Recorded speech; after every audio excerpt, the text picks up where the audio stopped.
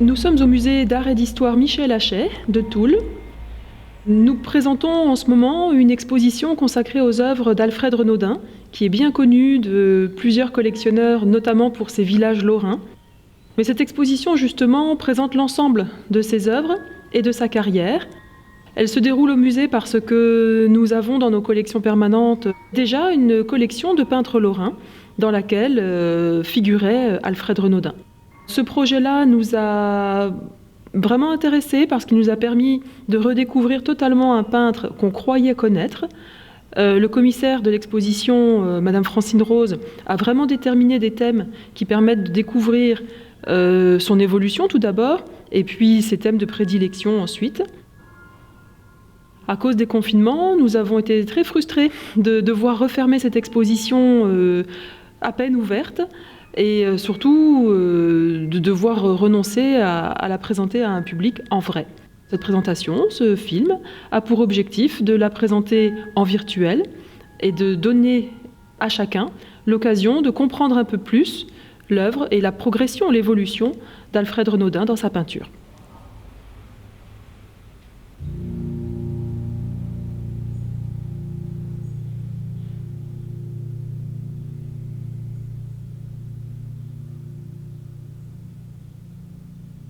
Alfred Renaudin est né en 1866 à La Neuveville devant Raon, où Raon-l'Étape aujourd'hui, les villages ont fusionné. Et sa vie a été bouleversée quelques années après, il était tout enfant, à cause de la guerre de 1870, et ses parents ont déménagé alors à Croixmare, près de Lunéville, où il a grandi et où il a trouvé son premier métier. Doué pour le dessin, doué pour la peinture, les fleurs, il a été embauché dans les faïenceries et a commencé à peindre ses décors sur des faïences avant cuisson. Et puis c'est à cet endroit-là que ses talents ont été remarqués et qu'il a été poussé à suivre des cours à l'école des Beaux-Arts de Nancy d'abord, de Paris ensuite, pour finalement aborder une carrière de peintre qu'il mènera avec bonheur tout au long de sa vie jusqu'en 1944. Donc dans notre exposition, les premières choses qui sont présentées ne sont pas forcément des tableaux, mais bien des faïences. Un grand vase d'ornement, vraiment grand, il fait presque 110 cm de haut, et qui est couvert sur toute sa surface d'un très beau décor de chrysanthèmes, de fleurs et de quelques papillons qu'il faut aller chercher au verso du vase. L'œuvre est intéressante, elle nous a été prêtée par l'association des Amis de la faïence ancienne de Lunéville-Saint-Clément. Il était vraiment important dans ce projet de montrer que Alfred Renaudin, le peintre, a bel et bien commencé sa carrière en peignant, mais sur faïence, des fleurs et déjà des décors, dont on a ici quelques exemples. Et le grand vase d'ornement est certainement le plus spectaculaire.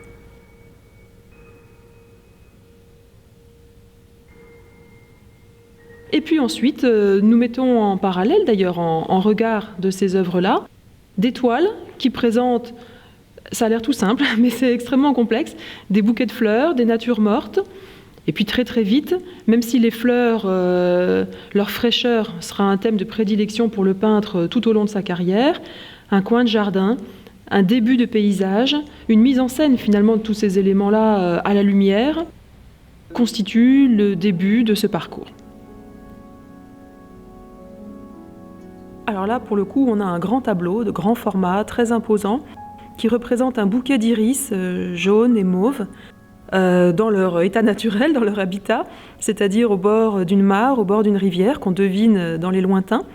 Mais on a surtout un effort qui est fait sur l'éclairage, la lumière, la transparence des pétales des fleurs, le côté presque impressionniste, justement, du contraste de l'ombre et de la lumière. Le tout dans un très grand format. Un tableau que le peintre va envoyer au Salon de Paris en 1897, il a 31 ans, et c'est certainement l'une des plus belles réussites dans sa peinture de fleurs. Peintures de fleurs qui sont vraiment ses premières amours, et qu'il va conserver dans tous les paysages par la suite, mais qui vont surtout dessiner le début de sa carrière, encore une fois, une trentaine d'années, qui est un tableau intéressant parce que, outre son format imposant, on a aussi des études ou des croquis à l'aquarelle qui montrent vraiment l'intérêt de Renaudin pour le détail de ses fleurs et la composition d'ensemble de ces bouquets. Et c'est tous ces éléments qui composent une toile vraiment saisissante.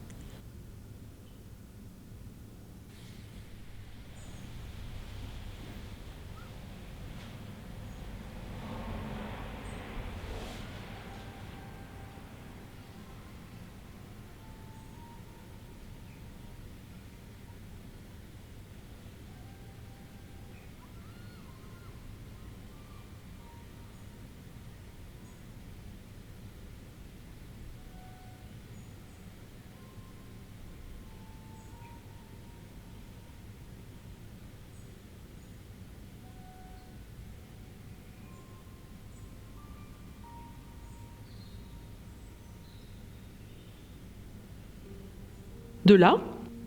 le parcours de l'exposition présente les villages lorrains pour lesquels on connaît mieux le peintre. Alors c'est pas du tout une période dans sa carrière, cette fois c'est bien un thème qu'il va poursuivre du début à la fin, dans lequel, mine de rien, on retrouve souvent d'abord une profondeur dans le champ, dans la présentation, dans la perspective,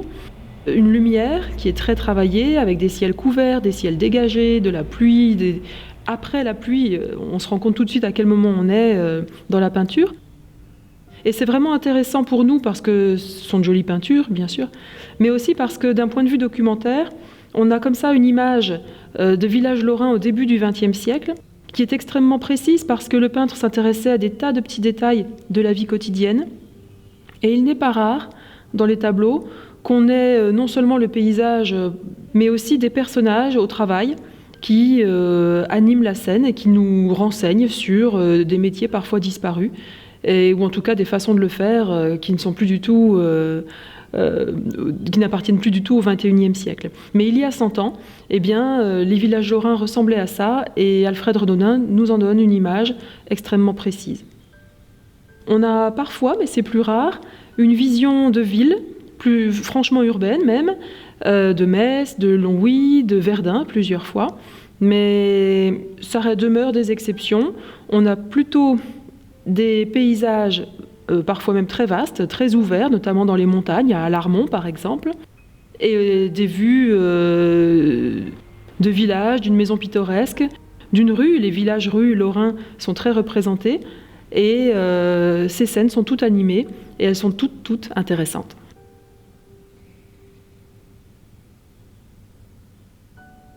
Le musée de Toul Michel Hachey a des tableaux d'Alfred Renaudin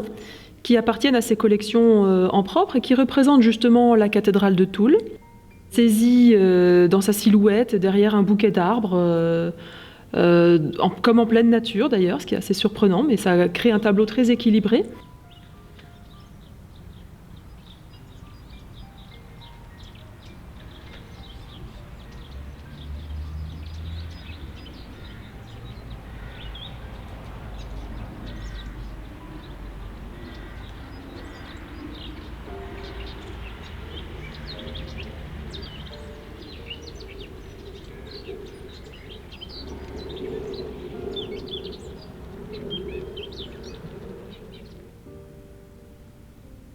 Et puis on a un autre tableau qui représente l'éloge de Blénaud, qui pour les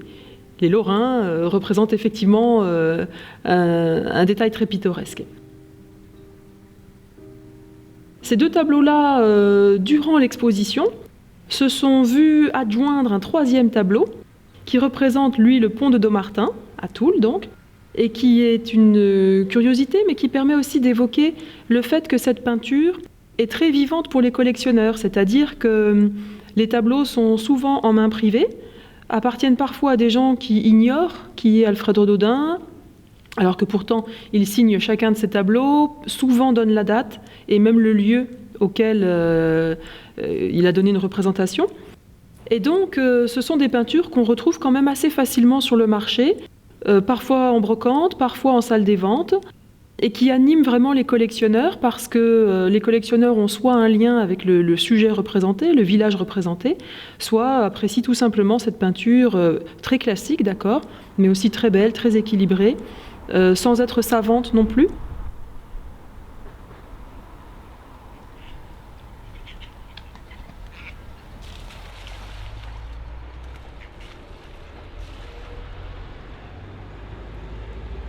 L'un des thèmes que l'on retrouve dans toutes ces peintures quasiment, c'est l'eau. Ça, le commissaire de l'exposition, Madame Francine Rose, l'a bien mis en valeur. L'eau est présente parce qu'elle permet d'équilibrer une composition dans un paysage. C'est le cas notamment des bords de rivières ou des mares, où on joue sur le reflet, la lumière, la végétation. Mais on trouve aussi l'eau finalement, je dirais de façon plus sinueuse, dans pas mal d'autres tableaux, parce que c'est un ruisseau, parce que c'est un quai, parce que c'est une flaque d'eau, c'est l'eau après la pluie, comme pour moi le très joli tableau représentant Pierre Latrèche, où on voit qu'on est juste après la pluie, il y a les flaques d'eau encore, le canal, etc.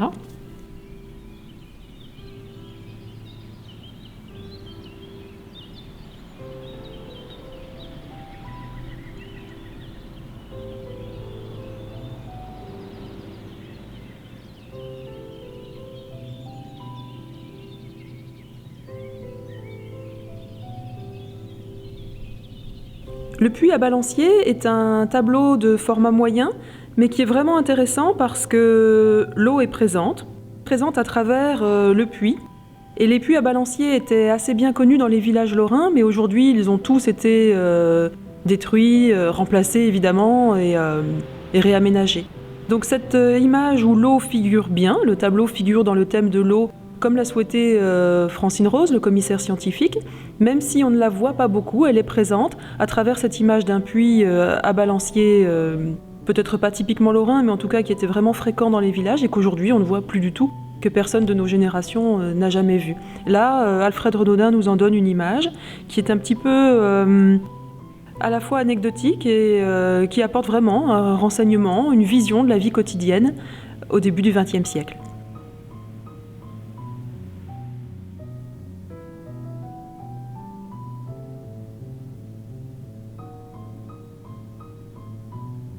Le tableau intitulé Neuville les Vaucouleurs est peut-être le plus connu de l'exposition, c'est celui qui a été retenu pour toute sa communication, les grandes affiches, les calicots, les cartons d'invitation, etc., etc. Et c'est vrai que ce tableau résume à lui tout seul tout le talent du peintre pour la lumière, pour les reflets, pour la peinture des plantes, le paysage, mais aussi pour les scènes anecdotiques qui représentent la vie quotidienne, mais dans ce cas-là de gai, de joyeux, et puis encore tous les petits détails qui invitent vraiment le spectateur à entrer dans la toile, à entrer dans cette perspective et à regarder ici, là-bas, une roue de chariot, un enfant, un animal, tous ces éléments qui composent une toile finalement très aboutie et vraiment à l'image du talent d'Alfred Renaudin.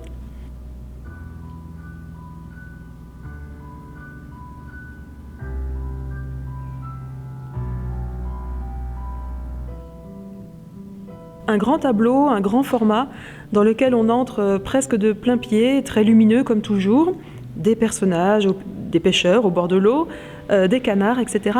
La lumière est très importante, c'est celle de l'après-dîner, d'automne, à Revin-sur-Meuse. La toile date de 1902, elle est très aboutie, très importante aussi. Elle a été présentée au Salon des artistes français et achetée directement par Alphonse de Rothschild, qui l'a alors offert au musée Boucher de Perthes de Abbeville, dans la Somme, où le tableau est toujours, en temps normal, mais à la suite de cette exposition, comme il n'était pas exposé là-bas et qu'il a peut-être plus sa place en Grand Est, on va dire,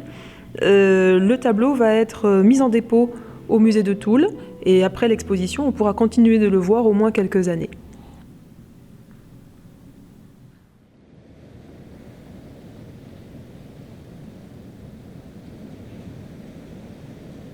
Et même les 4 toiles que nous présentons de Paris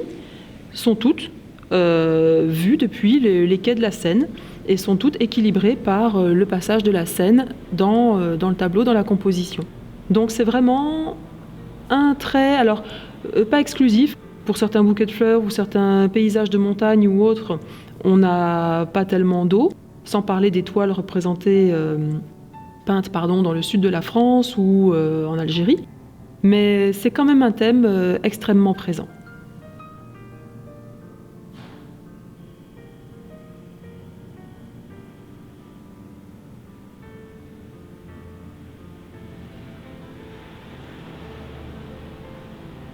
deux personnages au premier plan, des dessinateurs qui font un croquis, installés, assis au bord de l'eau, au bord d'une rivière, mais cette fois-ci on est au bord de la Seine. Ça n'empêche pas Alfred Renaudin de replacer des bouquets d'arbres, des buissons, les reflets sur l'eau, les nuages très importants, mais quand même aussi le monument emblématique, Notre-Dame de Paris avec sa flèche, encore en place bien sûr, qui donne une image très pittoresque, vraiment typiquement parisienne.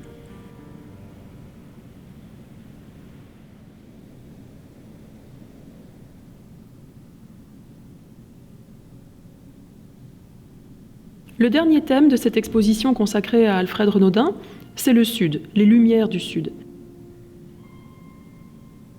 Alors effectivement, pour un peintre classique formé à la fin du XIXe siècle, la lumière est extrêmement importante et le voyage dans les contrées méridionales est un grand classique. Et là, on a un peintre qui s'intéresse à différentes contrées, la Côte d'Azur, l'Algérie, l'Italie, la Grèce. Mais le Sud est particulièrement important pour Alfred Renaudin parce qu'il va décider d'y vivre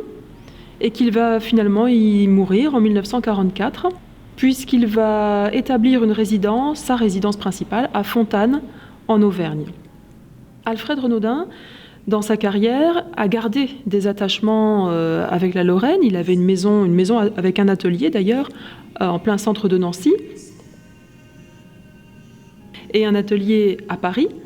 Atelier qui va brûler, ce qui fait qu'on a peu de dessins, peu d'œuvres accessoires d'Alfred Renaudin. Ce qu'on retrouve, ce sont surtout les peintures qu'il a vendues tout au long de sa carrière. Celles qu'il aurait pu avoir dans son atelier ont été détruites. Et malheureusement, son atelier de Fontanes, en Auvergne, où il se retire pour ses vieux jours, va subir le même sort et être également détruit par un incendie. Ce qui fait que tout au long de sa carrière, de sa vie même, on a un peintre qui voit ses premières années marquées par une guerre et ses dernières années par une autre. C'est une anecdote, on va dire, assez troublante, mais à travers ces deux intervalles, il se consacre à l'observation de toutes les régions qu'il connaît, qu'il côtoie, et dont il donne une image le plus souvent très touchante.